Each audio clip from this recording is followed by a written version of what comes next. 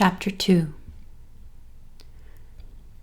If you have been watching all this, you might be thinking right about now, who's Abba? Good question. To find the answer, you need to fly from that white house with the mossy green roof all the way north until you find some red cliffs filled with dinosaur fossils and beaches of amethyst crystals. At this point, hang a sharp left and you'll see a big river. And if you follow the river past the mountains, the river splits in two around an island with a big mountain in the middle.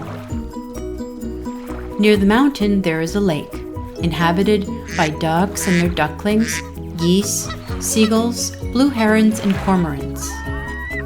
And just north of there, you'll find a street with big trees whose broad leafy branches overhang old brownstone houses with dainty curved staircases. Walking down that street, you'll find a woman wearing a yellow trench coat and red rain boots and carrying a blue umbrella. This is Abba, and she hums a curious melody to herself, accompanied by the birds singing in the trees, cutlery dinging on dinner plates from tables on balconies across the way, and church bells ringing in the distance. Abba hears music everywhere, and sometimes sees it too, in colors of the rainbow, but we'll get to that later. She goes up the squeaky yellow stairs to her plum purple apartment door. From inside her apartment, she hears an old record playing opera. And she knows exactly which opera, too. Caruso listens to it all the time, and it's been driving Abba a little nutty. Well, nuttier. Who's Caruso? He's Abba's super handsome but perpetually grumpy tuxedo cat with a red bow tie and a penchant for opera.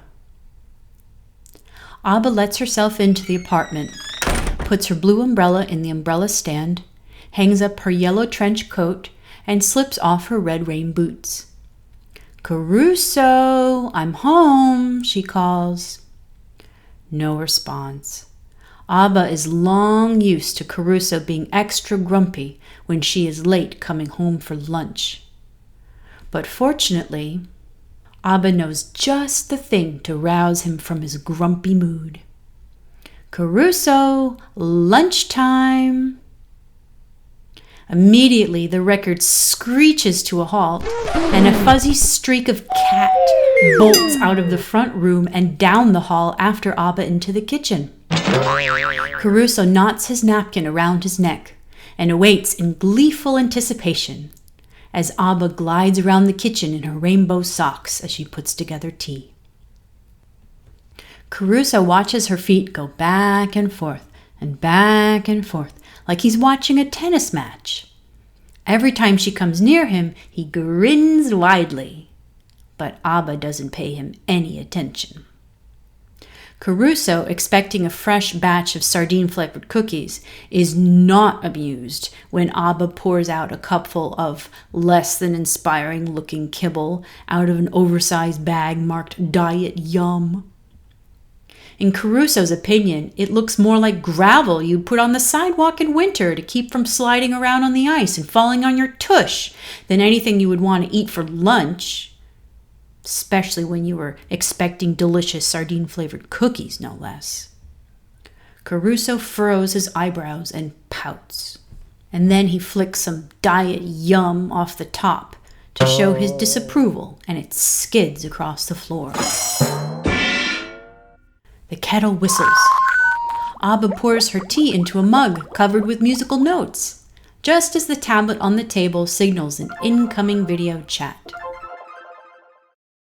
"Who could that be, Caruso?" Abba says, as she sits down at the table with the mug of hot tea. Soso's face pops up on the screen, and Abba lights up. Nothing brightens her day more than seeing her niece. "Hey, Abba. Hi, Caruso." Soso is one of Caruso's 3 top favorite humans in the world. He leaps up onto Abba's lap and purrs hello. Not to Abba, mind you. He's still pouty about being put on another diet. No, he's purring hello to Soso, of course. Are you ready to continue our adventure? Asks Abba. Definitely, Replies Soso. Okay, Abba says as she fishes out from her box of musical toys a particular rainbow-colored xylophone. Where did we leave off?